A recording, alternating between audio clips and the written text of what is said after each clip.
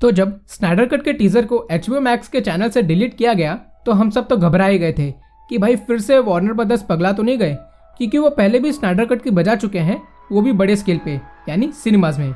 फिर हमें पता चला कि ये टीजर उसी हालेलुया सॉन्ग के राइट्स की वजह से हटा दिया गया।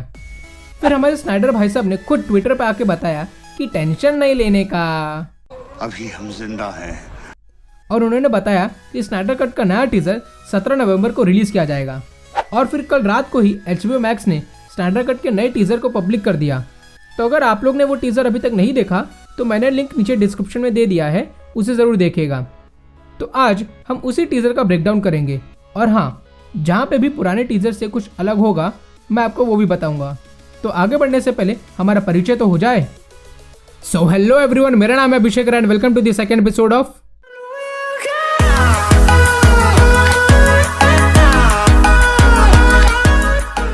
तो ये टीजर चालू होता है उसी पास्ट सीक्वेंस से जैसा जस्टिस लीग में बताया था, पर यहाँ पे हमें स्टेपनवुल्फ की जगह DC यूनिवर्स का सबसे खतरनाक और सबसे बड़ा विलन डार्कसाइड दिखता है। और हम सबको पता है कि विडन के जस्टिस लीग में डार्कसाइड का सिर्फ नाम से रेफरेंस दिया गया था, ना कि विजुअल। तो इस टीजर से ये तो क्लियर है कि पास्ट में डार्कसाइड अर्थ पे आया था, ना कि स्टेपनवुल्फ। और यहाँ पे डार्कसाइड इसलिए हार गया था क्योंकि तब वो बहुत यंग था और नया नया डार्कसाइड बना था, यानी कि उसकी पावर्स उसे जल्दी ही मिले थे, और तब उसका नाम यूक्सस था। फिर हम वही बैटमैन वर्सेस सुपरमैन के डेथ का सीन देखते हैं। फिर हमें उसी बैटमैन वर्सेस सुपरमैन के ड्रीम सीक्वेंस जैसा कुछ दिखता है, पर उससे भी भयानक, जहाँ पे हमें हॉल ऑफ जस्टिस खंडर होते हुए दिखता है, और वहाँ पे हमें एक्वामैन का त्रिशूल भी दिखता है। और हमें पता है ये सब कौन किया है, क्योंकि ज़मीन पे हमें वही ओमेगा साइन दिखता है जो BVS के ड्रीम सीक्वेंस में दिखा था, और यही ओमेगा साइन डार्कसाइड के छाती पे बना है लेकिन उल्टा। और हमें यहाँ पे जोकर कार्ड भी दिखता है, जो हमें पहले लगा था कि ये एक ईस्टर एग है, पर स्नाइडर साहब ने इस पे अभी कुछ ही दिन पहले बताया कि जैरेड लीटो का जोकर भी इस मूवी में है। अब उसका अपीयरेंस कितने मिनट का है ये तो स्नाइडर कट के रिलीज पे ही पता चलेगा। फिर हम वही वार्निंग सीन देखते हैं जहाँ पे अमेजॉन्स ने डायना को स्टेपनवुल्फ के आने का वार्निंग दिया था, जो मूवी से बिल्कुल अलग है। जहाँ पे रिलीज्ड वर्जन में उस टेम्पल में आग लगती है उस वार्निंग एरो से, पर ऐसा यहाँ पे कुछ भी नहीं है। फिर यहाँ पे हमें चेंज दिखता है पुराने टीजर से, जहाँ पे पुराने टीजर में हमें सिर्फ ब्रूस वेन दिखा था सुपरमैन के होलोग्राम के सामने, पर यहाँ पे हमें वंडर वुमन और एक्वामैन को भी दिखा है। तो मुझे लगता है ये रिजर्वेक्शन सीन के पहले का पार्ट होगा और गॉथम हार्बर के लड़ाई के बाद का पार्ट होगा, जहाँ पे इन लोग को सुपरमैन की कमी खल रही होगी, या फिर रिजर्वेक्शन के बाद का पार्ट होगा जहाँ पे ये लोग नाखुश हैं सुपरमैन के जिंदा होते ही उसका उनसे लड़ने से और वहाँ से चले जाने से। फिर हम जेसन मोमोआ के एक्वामैन को देखते हैं, और यहाँ पे वो झंडे वाला scene death of Superman comic की याद दिलाता है।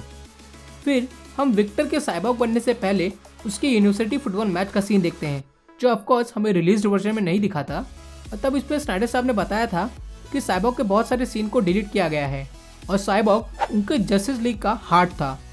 फिर हम वही वंडर वुमन के स्टार्टिंग एंट्री फाइट का सीन देखते हैं, और उसके बाद हम फ्लैश के आयरिस को बचाने का सीन देखते हैं, जो ये भी रिलीज वर्जन से उड़ा दिया गया था। और फिर हम देखते हैं इस टीजर के सबसे बड़े ज़बरदस्त सीन को, जो है सुपरमैन को उसके ब्लैक सूट में, जो रिलीज्ड वर्जन में हटा दिया गया था। और ये सीन मैन ऑफ स्टील के उसी सीन की याद दिलाता है जब सुपरमैन पहली बार अपने सूट पहना था, और सुपरमैन कॉमिक्स में भी ब्लैक सूट पहना था जब वो मर के वापस जिंदा हुआ था, क्योंकि जब वो जिंदा हुआ था तब वो बड़ा कमज़ोर रहता है, तो उसे ये ब्लैक सूट पहनना पड़ता है जो सन की एनर्जी को ज़्यादा फास्ट एब्जॉर्ब करता है और उसे ताकत देता है। फिर हम देखते हैं विक्टर को एक ग्रेव खोदते हुए, तो यहाँ पे इसका दो मतलब बन सकता है।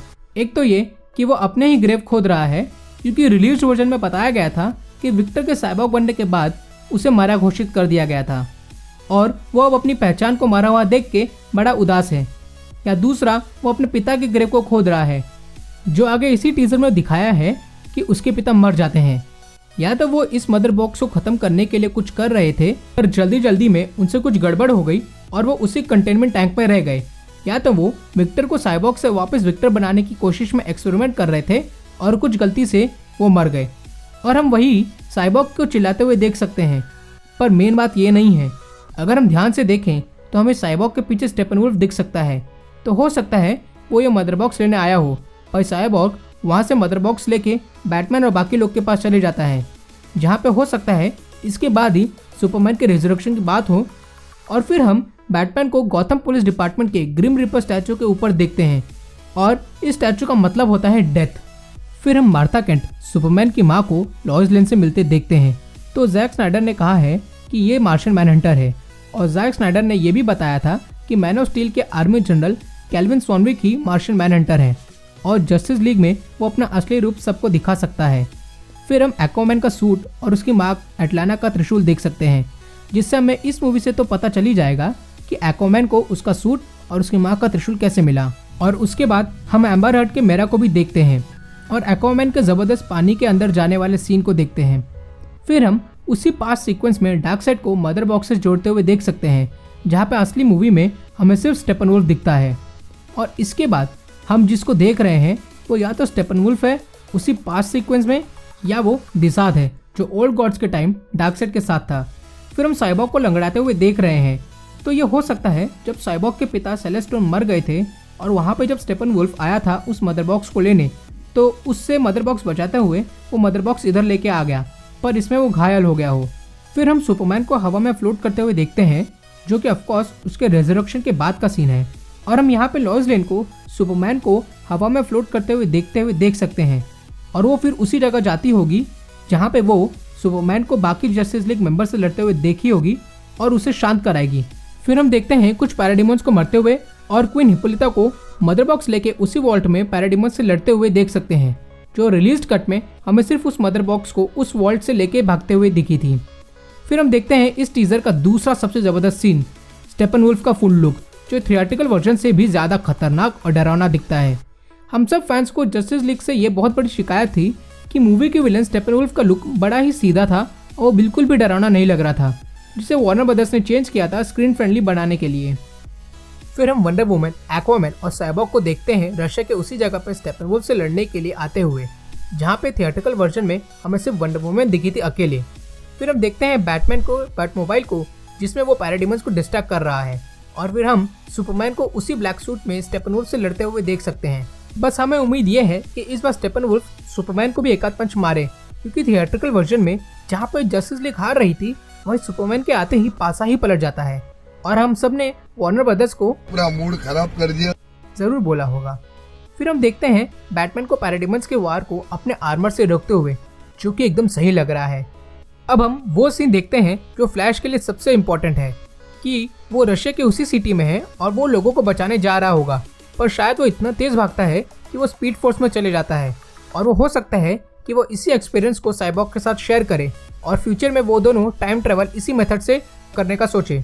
और हाँ, फिर वही बैटमैन का ड्रीम सीक्वेंस को ट्रिगर करेगा। उसके बाद हम सुपरमैन को उसकी माँ और लॉइस को गले लगाते हुए देखते हैं, जो रिलीज वर्जन में थोड़ा सा डिफरेंट है। फिर हम देखते हैं विक्टर को ढेर सारे मिसाइल्स की डायरेक्शन को चेंज करते हुए, तो हो सकता है ये चीज़ विक्टर के दिमाग में चल रही हो, क्योंकि वो अभी अपने ह्यूमन फॉर्म में है और किसी भी ह्यूमन के लिए ये करना प्रैक्टिकल नहीं है। तो हो सकता है जब विक्टर उस एक्सपेरिमेंट में साइबॉर्ग में ट्रांसफर हो रहा था, तो मदर बॉक्सेस विक्टर के दिमाग में ये हेलुसिनेशंस करके उसे बता रही होगी कि ये बॉक्सेस उसे कितनी पावर्स दे सकती हैं और उसे इसकी झलक दिखाती हैं। फिर हम एक्वामैन मूवी में बताए गए किंग एटलैंड को उसी पास्ट सीक्वेंस में देख सकते हैं और स्नाइडर साहब ने भी ये बताया था कि उनकी जस्टिस लीग 2018 में आई एक्वामैन मूवी को भी कनेक्ट करती थी। और फिर हम साइबॉर्ग को फेंका गया हो किसी पुलिस ऑफिसर के सामने, वो भी देख सकते हैं। तो हो सकता है या तो वो स्टेपनवुल्फ से लड़ रहा हो उस मदर बॉक्स को बचाने के लिए वो सीन हो, या सुपरमैन के पोस्ट रेजरेक्शन लड़ाई का सीन हो। फिर हम फ्लैश के उसी शिप के रेजरेक्शन रन का सीन देखते हैं। फिर हम लास्ट में उसी लड़ाई के बाद के सारे जस्टिस लीग मेंबर को एक साथ देखते हैं। वैसे ये सीन तो वीडन कट में भी जबरदस्ती लग रहा था, बस दो डिफरेंस है यहाँ पे, जो है सुपरमैन का ब्लैक सूट और कोई फूल पत्ती नहीं, बल्कि बैटमैन की वही शिप है सामने जिसमें वो लोग आए थे। फिर लास्ट में हम देखते हैं कि फ्लैश बोल रहा है वो जो है यानी कि डार्कसाइड या स्टेपनवुल्फ वो हज़ारों लोगों से लड़ा होगा अलग अलग प्लैनेट्स पे और उन प्लैनेट्स को डिस्ट्रॉय भी किया होगा और उन्हें अज्यूम करना चाहिए कि वो सब लड़ाई जीता भी होगा।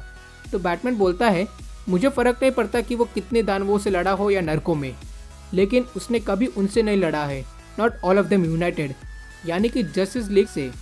तो ये डायलॉग ही बताता है कि जस्टिस लीग कितनी पावरफुल है और वो कोई भी खतरा मोड़ लेने को तैयार रहती है। तो इस टीजर से हमें ये तो पता चलता है कि रिलीज वर्जन में हमें बहुत कुछ नहीं दिखाया गया है और बहुत सारी चीज़ें हमसे छुपाई गई हैं जो ऑसम है। तो जैक स्नाइडर ने भी इस पे कहा है कि उनकी जस्टिस लीग 4 घंटे की है, जो एक घंटे के 4 एपिसोड्स में आएंगे, एक तौर पे मिनी सीरीज के रूप में। और उन्होंने ये भी बताया कि इस मूवी के एक्स्ट्रा शूट को उन्होंने खत्म कर दिया है, जो कि 4 मिनट का है और बैटमैन का सीन है जो सबसे ज़्यादा इंपॉर्टेंट है। मैं आपको एक न्यूज़ बता दूं कि वांडाविजन के सीरीज़ को अब 15 जनवरी के लिए पोस्टपोन कर दिया गया है और वो इसी दिन प्रीमियर होगा डिज्नी प्लस या हॉटस्टार प्रीमियम पे, ना कि हॉटस्टार वीआईपी पे। तो अगर आपको उस सीरीज़ के बारे में कुछ जानना है तो मुझे कमेंट करके ज़रूर बताना। और अगर आप सब लोग को आईबी टॉक्स का सेकंड एपिसोड को देख के कुछ भी अच्छा लगा, मज़ा आया, तो लाइक करना इस वीडियो को, और पसंद आया तो शेयर भी करना इस वीडियो को, और चैनल को सब्सक्राइब करके बेल आइकन पे क्लिक भी कर देना। और मेरे इंस्टाग्राम और रेडिट अकाउंट के लिंक्स आपको नीचे डिस्क्रिप्शन में मिल जाएंगे, मुझे वहाँ पे ज़रूर फॉलो करना आगे की वीडियो के अपडेट्स के लिए। और अगर आपको जो भी डाउट होंगे इस ट्रेलर को लेके या ट्रेलर ब्रेकडाउन को लेके, तो मुझे कमेंट सेक्शन में ज़रूर पूछना और कमेंट करके बताना कि आपको मेरा ये ट्रेलर ब्रेकडाउन और आईबी टॉक्स का सेकंड एपिसोड कैसा लगा। Till then keep watching, keep growing, Radhe Radhe.